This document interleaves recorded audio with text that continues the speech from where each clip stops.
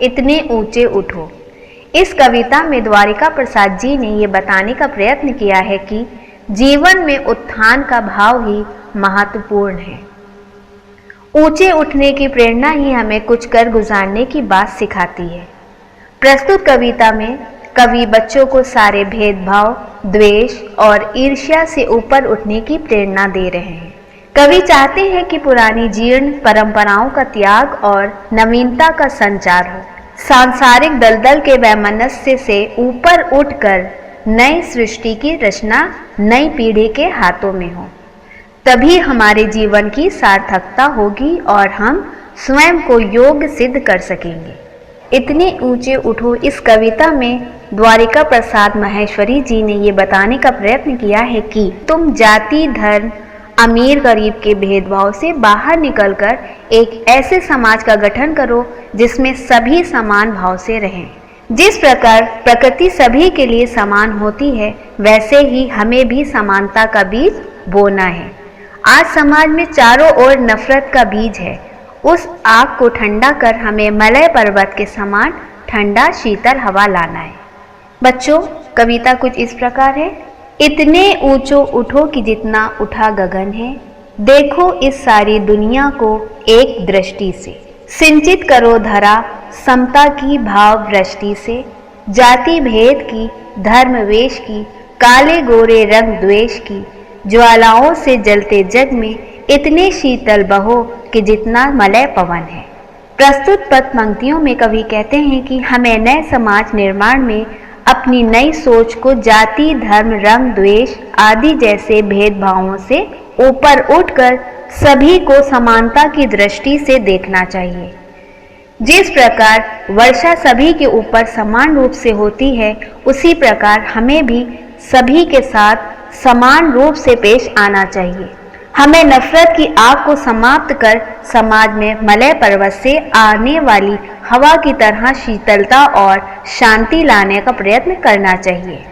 आगे कवि कहते हैं, नए हाथ से वर्तमान का रूप संवारो, नई तूलिका से चित्रों के रंग उभारो, नए राग को नूतन स्वर दो, भाषा को नूतन अक्षर दो, युग की नई मूर्ति रचना में इतने मौलिक बनो कि जितना स्वयं सृजन है। इन पंक्तियों में कवि कहते हैं कि नए समाज के निर्माण में हमें आगे बढ़कर अपनी कल्पनाओं को आकार देकर उन्हें वास्तविक जीवन में लाने का प्रयत्न करना चाहिए।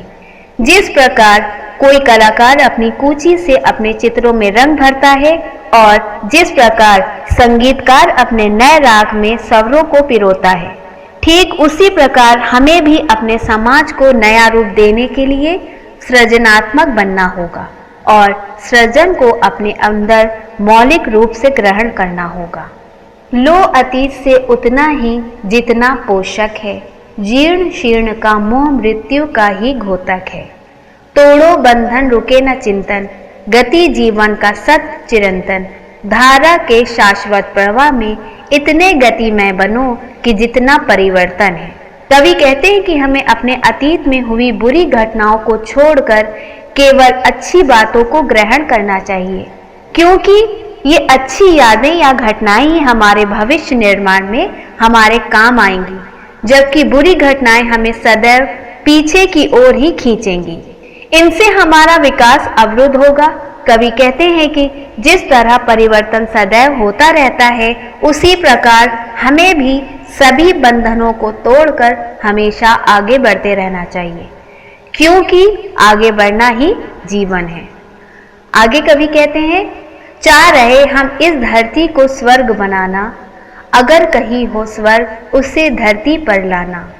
सूरज चांद चांदनी तारे सब हैं प्रतिपल साथ हमारे, दो कुरूप को रूप सलोना, इतने सुंदर बनो कि जितना आकर्षण है। कवि कहते हैं कि यदि हम धरती को स्वर्ग की तरह सुंदर बनाना चाहते हैं, तो हमें अपनी कल्पनाओं को मूर्त रूप देते हुए, साकार करते हुए अच्छाइयों को लेकर आगे बढ़ना चाहिए और हम अपने समाज को सभी बुराइयों से ऊपर उठाकर एक खूबसूरत समाज की रचना कर सकते हैं। कवि कहते हैं कि हमें अपनी सोच और भावनाएं सदैव अच्छी रखनी चाहिए, जिससे एक सुंदर समाज की रचना होगी और वो समाज सदैव विकास की ओर बढ़ता रहेगा। जिस प्रकार हम किसी आकर्षण की ओर खींचे चले जाते हैं, उसी प्रकार अच्छी सोच के साथ हमें खुद को भी आकर्षक बनाना है। I am ending this class. We will meet in the next class with new topic. Till then, take care of yourself. Have a fabulous day.